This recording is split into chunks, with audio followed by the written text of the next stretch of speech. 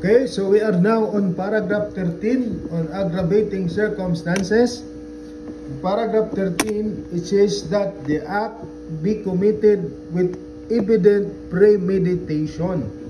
What is the basis of this aggravating circumstance? The basis has reference to the ways of committing the crime, because evident premeditation implies a deliberate planning of the act before executing it.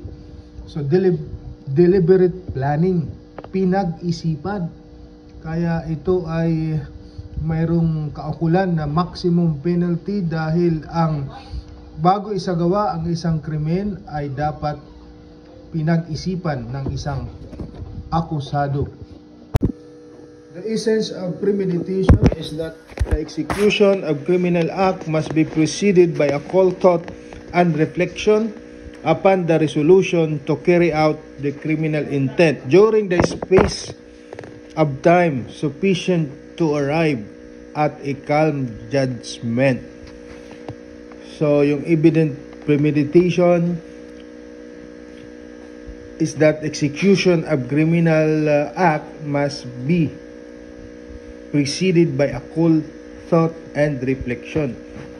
Kailangan makita na pinag-isipan ng akusado at pinagplanuhan mabuti kung paano niya isasagawa ang gagawing krimen. Evident premeditation has been fully established.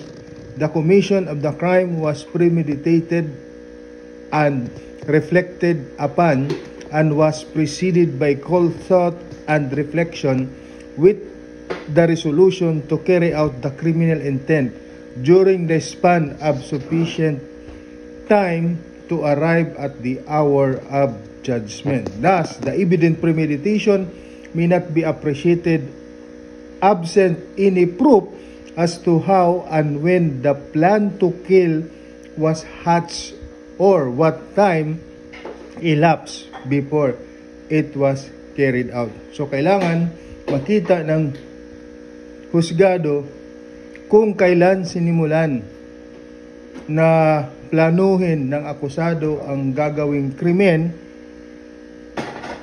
at makita yung sufficient lapse of time.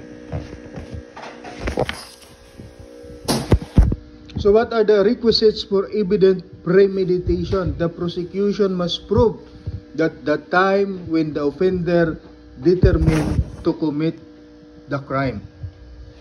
So the prosecution must prove the time as to when the offender is determined to commit the crime. Number 2, an act manifestly indicating that the culprit has clung to his determination. And number 3 requisites is sufficient lapse of time between the determination and the execution to allow him to reflect upon the consequences of his act and to allow his conscience to overcome the resolution of his will. So those are the 3 requisites. So there is an example case in U.S. versus Manalinde, wherein the accused who pleaded guilty confessed that his wife died about 100 days before. So he was directed by Dato Mapuk to go Juramentado and to kill 2 persons he would meet in town. That if he was successful in the matter, Dato Mapuk would give him a pretty woman on his return. That in order to carry out his intention to kill 2 persons in the town of Cotabato, he provided himself with a kriss, which he concealed in a banana leaves, and he traveled a day and a night from his town. Then, upon arriving or reaching the town, he attacked behind a Spaniard, and immediately after he attacked a Chinaman who was close by, and that he had no quarrel with the assaulted person. The Supreme Court held that those facts establish an aggravating circumstances of evident premeditation. So the first requisite is present as to the time when the offender determined to commit the crime. The certain date is present. Then as to the act of manifesting that he clung to his determination is that he undertook the journey to comply therewith. He traveled miles or kilometers away from his hometown and he has provided himself with a weapon. Then the third requisite also is present because after the journey, he killed the victim. Although there is no determinate or specific victim, but the condition is the first two person that he will see on the street in the town of Cotabato, he will kill the same. So there is a specific victim, although not to the person but as to the condition that the first two person that will pass through the street of Cotabato, then he will kill that person. So there is an evident premeditation. In evident premeditation, the date and if possible the time when the offender determined to commit the crime is essential because the lapse of time for the purpose of third requisite is computed from that date. So kailangan ipakita ng prosecution kung kailan napagdesisyonan ng akusado na gagawin niya ang krimen. Pangalawa, kailangan ipakita ng prosecution na from the time that the accused or the offender determined to commit the crime, there are series of actions which indicate that the culprit, the offender, has clung to his determination and that there is a lapse of time. Mayroong pagitan mula sa oras na kung saan nagdesisyon ang offender na gagawin niya ang krimen hanggang sa ginawa nga niya ang krimen, because sufficient lapse of time indicate that the offender has planned the crime.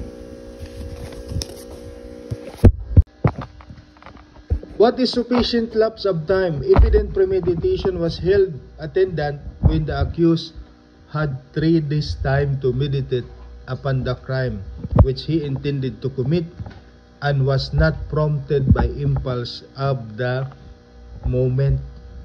So mayroong 3 araw na pagitan bago isinagawa ng akusado ang kanyang pinaplanong krimen. The Supreme Court said that that is already a sufficient lapse of time in People versus Lasafin, 92 Philippines 668.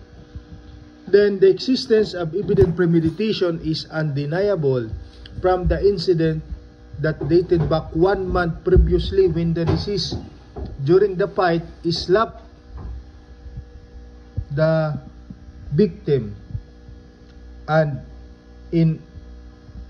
slapped the accused and ordered him to kneel down, and in humiliation inflicted him, and the humiliation inflicted him caused him to persist in the thought that one day he would be avenged. So he made it clear on the very same evening of that encounter. 2 days later, he stepped on the running board of a bus, peeped inside and inquired if the deceased was there. When he did not find him, he made the remark that if he were there, he had something for him. Under such circumstance, the premeditation to inflict harm is evident. Also, evident premeditation was attendant where the accused had one whole day to make the necessary preparation from the time he conceived the idea of attacking the deceased. So, ang mahalaga dyan, yung time kung kailan naisipan ng accused na gawin ang krimen. And after that, mayroon siyang mga ginawang paghahanda. At lumipas ang mga oras, sinagawa niya ang krimen. So there is an evident premeditation. Pinag-isipan, pinagplanuhan kung paano isasagawa ang krimen. Paragraph 14 of Article 14, the Revised Penal Code, that the craft, fraud, or disguise be employed. The basis for this aggravating circumstance is that the means employed in the commission of the crime. So how do you define craft? Craft involves the use of intellectual trickery or cunning on part of the accused. It is not attendant where the accused was practically in a stupor when the crime was committed. Example, when the accused asked the victim to change his money for a 10 peso bill. When the victim took out his wallet, the defendant snatched it from the hands of the victim. It was held that the crime of robbery was attended by aggravating circumstance of craft.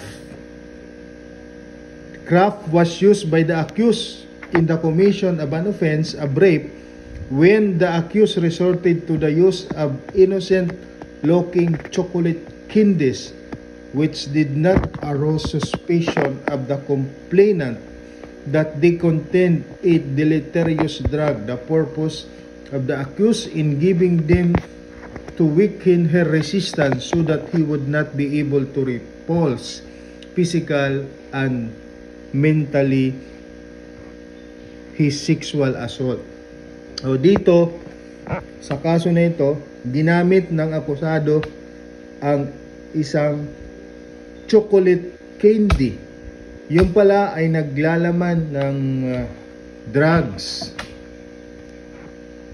pampatulog o kaya drugs na makapagpapahina sa kanyang biktima para madali niyang maisakatuparan ang pangre-rape.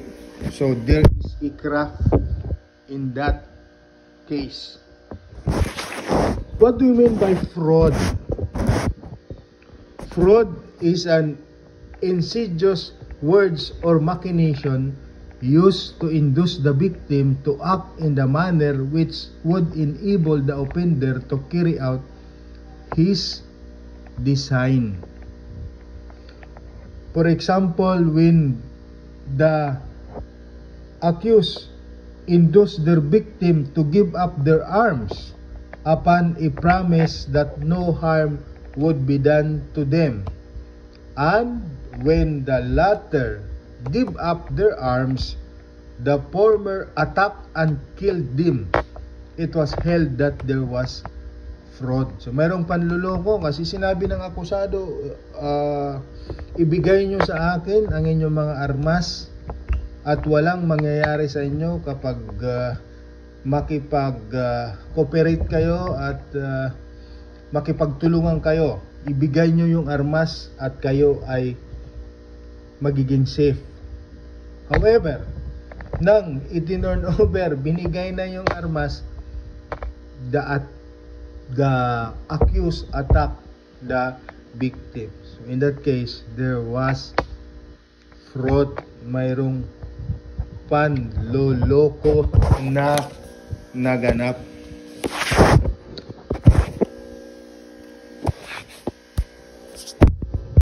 How about this guys? What is this guys? This guys is resorting to any device to conceal identity. The fact that the accused had his face blackened in order that he should not be recognized at the time he committed the crime constitute an aggravating circumstance of disguise. So naglagay siya ng mask, naglagay siya ng kulay sa kanyang mukha para hindi siya makilala. It is an aggravating circumstance that is called disguise.